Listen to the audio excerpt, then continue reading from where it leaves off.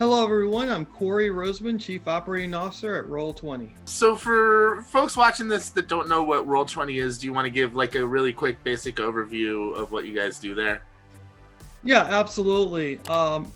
Roll20 is the global digital platform for tabletop role-playing gaming, and we provide tools that GMs and DMs around the world are able to use to host online tabletop role-playing games from hundreds of systems, thousands of games, and we do so in a way that really enables people to connect online to have as much of an in-person experience as feasibly possible. Nice. So I'm curious, where did the idea for Roll20 come from? Yeah, great question. The idea for Roll20 came from 3 University of Kansas students who were, after graduation, trying to figure out, going in different directions, how we're going to keep our D&D game going. And one of the players and the GM at the time decided, hey, wait a minute, maybe there's a way we can use the web and web interface to build a system out that will allow us to play even though we're going to be in different states. They did that for about a year or so, and then people would inquire about it, and people were like, you should really make this something that we all can use. And at the time, this is 2012, they decided to run a Kickstarter. And they said, okay, if we can get $5,000 from it with the Kickstarter, we'll keep building this out and make it something that others can use. And they got 40,000. So they, which at the time was a big deal for Kickstarter. This is early in the days of Kickstarter. And so they decided, let's make a company out of this. Let's create something that others can use and build from there. And arguably the rest is history. Roll20 has significantly grown, and a lot of people, I would say, had a hesitancy to digital tabletop role-playing gaming, the purist, if you will. It's only meant to be played in person in this way. The GM or DM must carry their 30 books around, or be caught unprepared for a situation. And the pandemic in many ways forced people to look for alternatives. And Roll20 was happy, obviously sad that there's a pandemic, but happy that we were able to provide people with a solution that was 8 years in the making. It had 8 years of iterative development, thought, and feedback on it. And so with that, what we saw in 2020 was truly exponential growth of our community, lots of new entrants that had never really played online before. Yeah. And really were able to see where Roll20 is still holding to the authenticity of a tabletop role-playing game. We're not a video game. This is a platform that requires GM or DM preparation, and it provides them with the tools, the digital tools, to be able to host a game in a way that is not better or worse than in person, but different and enhanced in many ways. And that has really enabled Roll20 to become, I would say, an essential, indispensable platform within tabletop role-playing gaming overall that I think historically was seen as more of a niche. Oh yeah, no.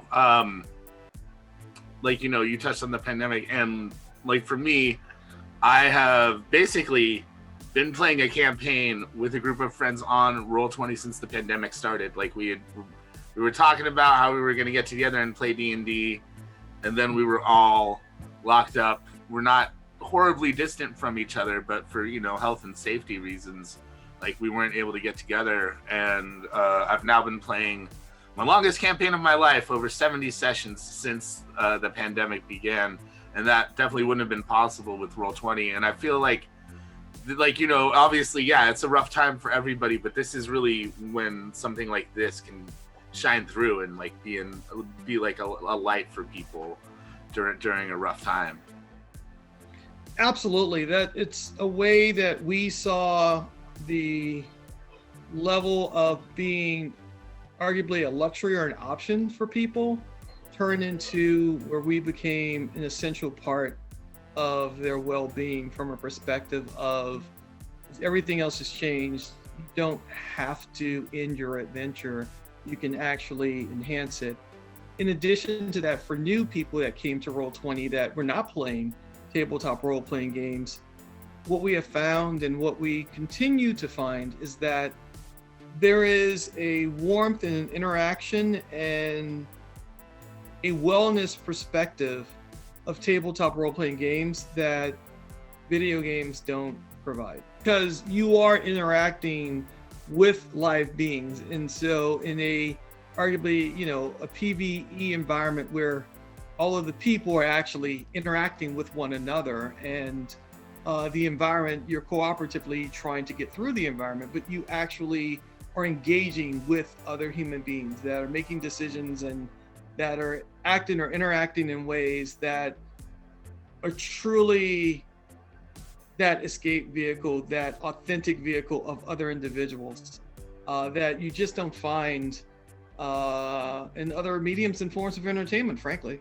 Oh yeah. No, I mean, I love video games, I mean, we're Oh, me too, predominantly a absolutely. video game site, but yeah, no, I think one of the great things about role-playing though is it gives you more creative freedom. Like anything can happen in a role-playing game, whether that means like you get a critical roll on an enemy and like take them out and piss off your DM because you just killed the boss in like 5 seconds or whatever, or maybe somebody tries to seduce a beholder or something like that, like anything can actually happen. Whereas, video games, even the most open ones still have like some form of script to them or something like that. And that creative process is honestly what draws me to tabletop games more so than anything. Is, it's like for me, it's like a creative mental exercise.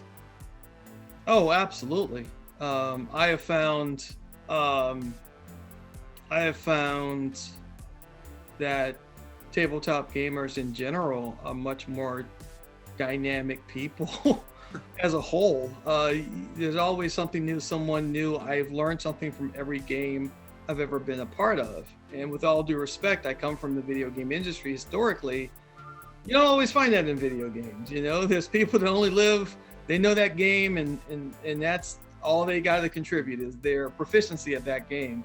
Whereas in tabletop role-playing gaming, there's just so many other different dynamics. And I don't know if you've ever seen the meme of your tabletop game can take on kind of two general directions.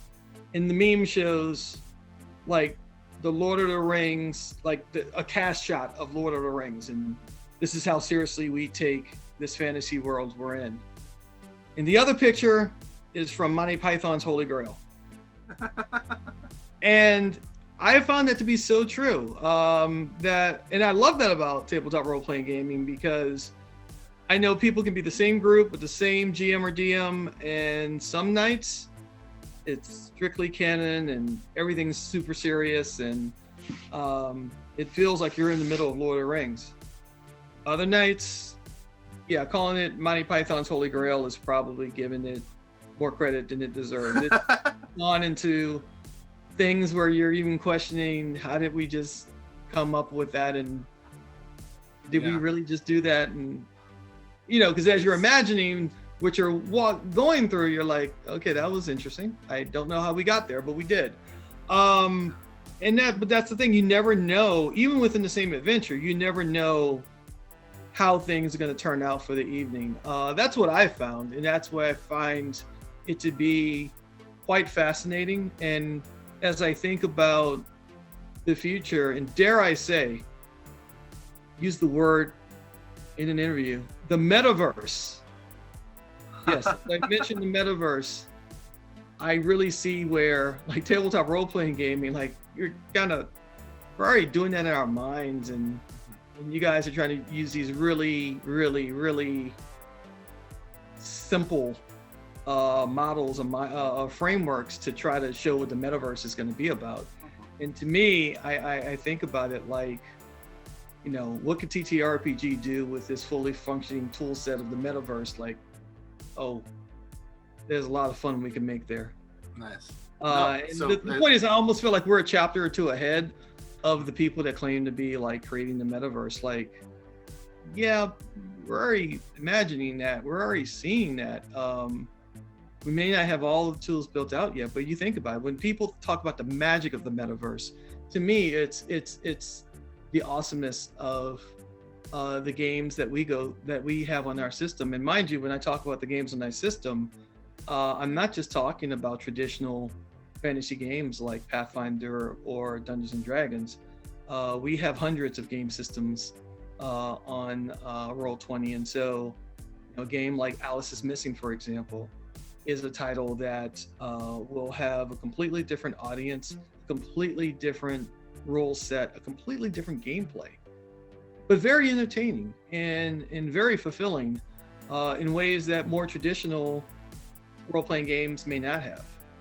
And I do believe that there's such an untapped audience of people that have a perception of what role-playing games are versus their reality, that we're just scratching the surface in terms of not only Roll20, but the entire industry as a whole in getting those experiences delivered to people. And in many ways, Roll20, we see ourselves as catalysts in being able to do that, because let's all be frank, it's much lower boundary, a much lower wall to break of engaging something online or that a friend sends you to get involved and give it a try, versus traditionally, oh, you're gonna have to go to a comic book shop or like a games workshop, and then you have to know what to look for, and you may have probably already bought it before even having the ability to even know what you're buying. Roll20 enables you to be able to get some exposure and some awareness before even having them purchase something in a lot of instances. Yeah.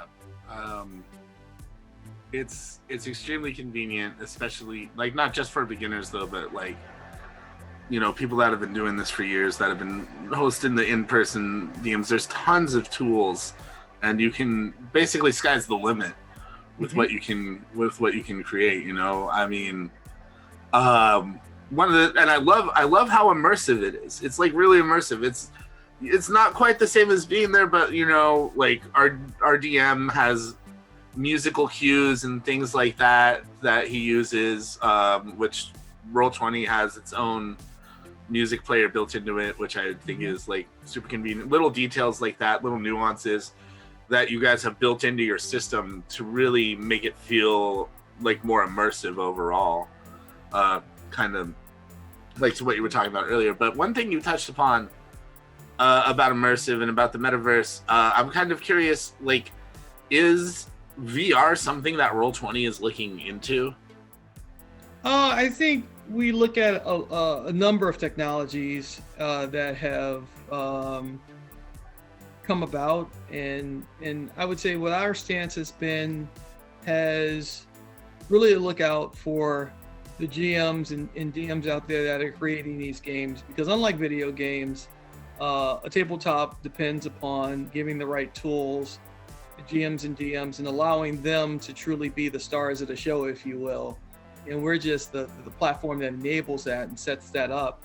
So in the case of a technology like VR, of course, it's something we've looked at and thought about, and just frankly didn't see the tech being where we felt it needed to be from a reliability perspective, from a user experience perspective. So that was one that I would say, yeah, we reviewed and looked at, and I would not say whether we would or would not consider that in the future, but in the sense of, as we looked at it historically, it was definitely a very conscious decision that we didn't see where we could ensure the level of usefulness and complexity and balance for the community to be adhered to with something like a VR, just to give that example to answer your question. Cool. Now you mentioned like you guys have a ton of games on here, you know, that run the gamut.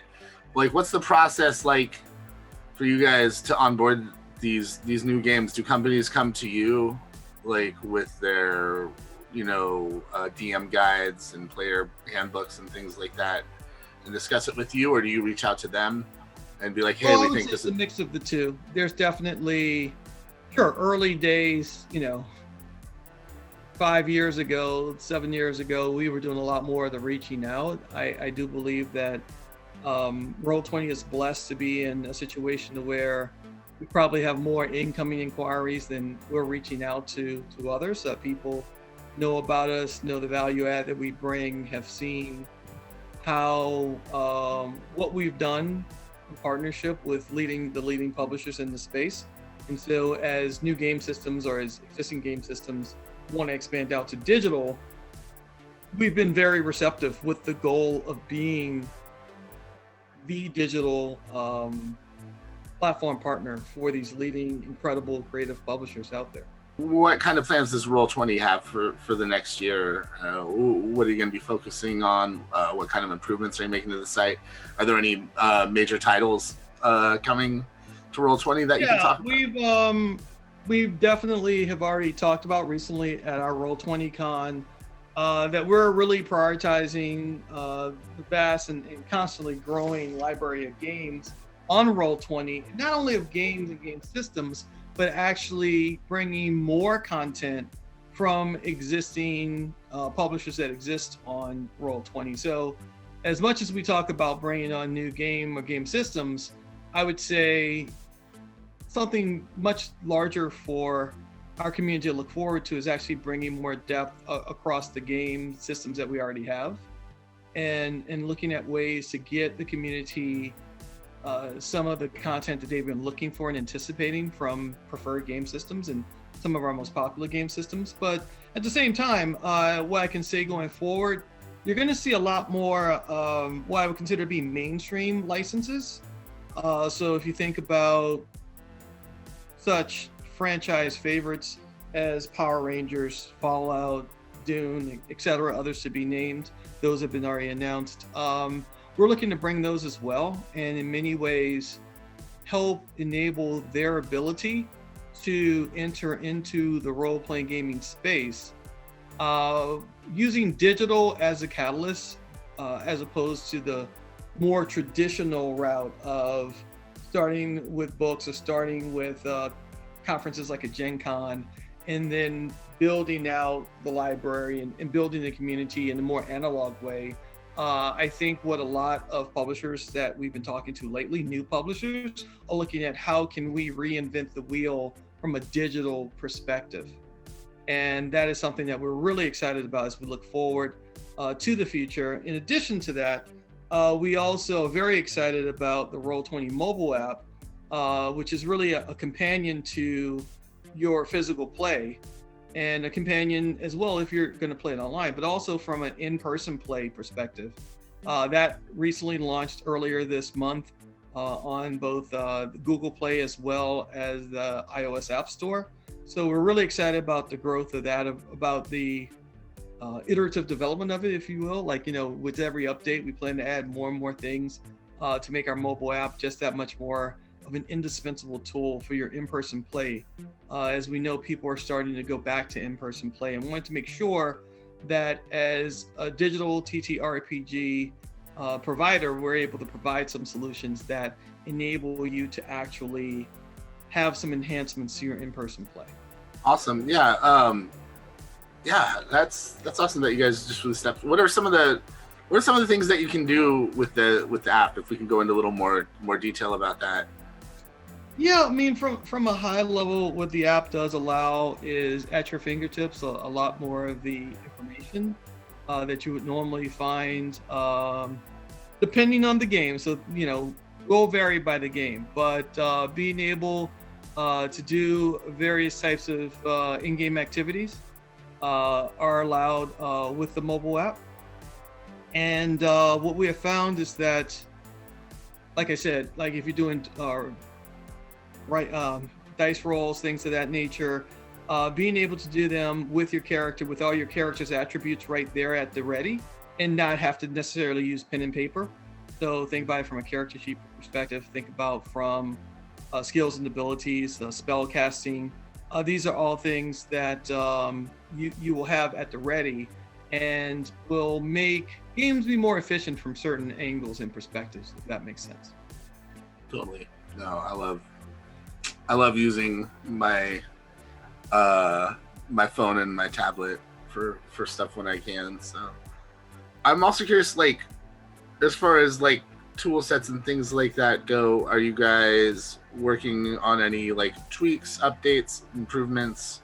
We're definitely evaluating and looking at some new things that we can bring on. I'm not at liberty to give details on what those will be, but I can tell you we have gotten a wealth of feedback from our community via our forums, Twitter, and other vehicle surveys that we've done to really get a good grip and grasp of what people are looking for, not only going into 22, but coming out of the pandemic, and also in terms of, it's really awesome, Roll20, that you do A, B, and C, but I'm having to do D and E somewhere else and F and G somewhere else. And is there a way you can make all of these things interact where I can do it all at Roll20, for example?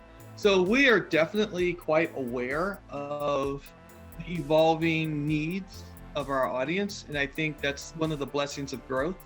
As you grow, as the community gets larger, as your membership gets larger, you actually start to have new entrants that have new needs or have a combination of things they want to do.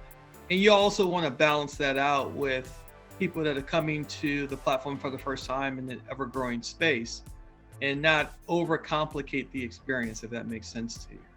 No.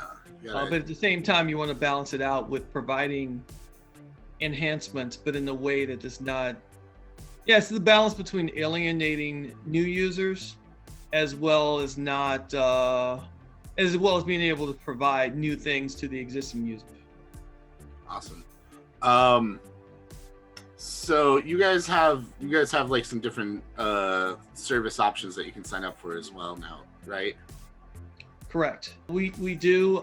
We have our Pro subscription, our Plus subscription, and we do have a free membership that allows people to get a good taste, a solid experience from Roll20 before ever having to commit from a dollar perspective or purchase perspective. Now, which one of those tiers gives me just critical 20s when I roll? Which is there an option for that to only roll 20s anywhere? Can I make that happen? Unfortunately, not. I will say you're not the first person that's made that request, but we definitely don't include that as a feature. What I can tell you is that our Pro subscription, which is our top subscription, provides a number of well-desired, warranted, and useful tools for GMs and DMs. Things like dynamic lighting, API access, dev server access, where you actually get to try on new features that may or may not go live to the general public. There's also a Roll20 Reserve Reward, where you're actually able to get various monthly content and unique items. And last but not least, custom character sheets, the ability to customize and create those to your needs and your team's needs. But we also have our Plus subscription level, which includes some of those things, but not all. And then, like I said, we do have our base free offering that does include certain things that you're not able to find elsewhere, like compendium sharing, the ability to look for a group and find ongoing games and be able just to jump right in. And let me speak for that a minute. Look for group is one of those features that has really fueled the growth, I think, of tabletop role-playing gaming overall. Previous to really the online ability just to look for groups and find teams, how are people even supposed to get in to play a tabletop role-playing game? You know, I've heard of it, I've read some articles. Where do I go to get started? Oh, just find a GM. Okay, where do I find a GM? And can I find a GM in a group that plays in a style and has personalities that are consistent with how I want to play? Because I think it's very important that for tabletop role-playing gaming, you find the right group that agrees, frankly, with how serious or silly you want to take your approach to a particular game and to a particular experience. Because not everybody wants to do the Monty Python first, and not everybody wants to do maybe a Lord of the Rings seriousness to it. We're still busy processing and evolving from the onslaught of the growth of our community, just the number of people, the engagement of those people. We're still pulling all of that together to just to define what's next and to move things forward. But I would say to the person, especially the people that were there during the early days of the pandemic, there is a heartfelt thank you to our community for being patient with us, frankly. When you watch your server load overflow and then you do like this really massive upgrade and then have that overflow, to just see, I can't even give it percentage numbers, 1,000+% in certain areas of the world, and have us go from 0 to like massive growth. We're just glad we could be there, because we feel as if we hadn't been there, what would alternatives for people have been?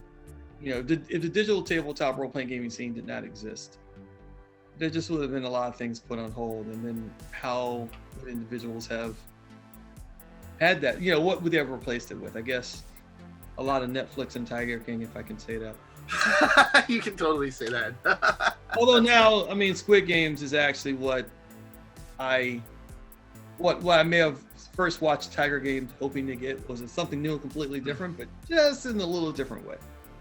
There you go. And when are the Squid Games coming to Roll20? I believe there are some people that would want to they'd have to reach out first, because I have a feeling that us talking to them may not get the same results. Let me unofficially say that could be an awesome role-playing game. I'm into it. Well, Corey, this seems like a good place to wrap things up. Thank you so much for talking with us today. Roll20.net. It's that simple, right? That's where folks can go. Absolutely. All right. And if they wanna, do you have any I guess tips or advice for first timers or people new to the tabletop RPG world that are absolutely? We have recently launched our new tutorial and getting started on Roll20.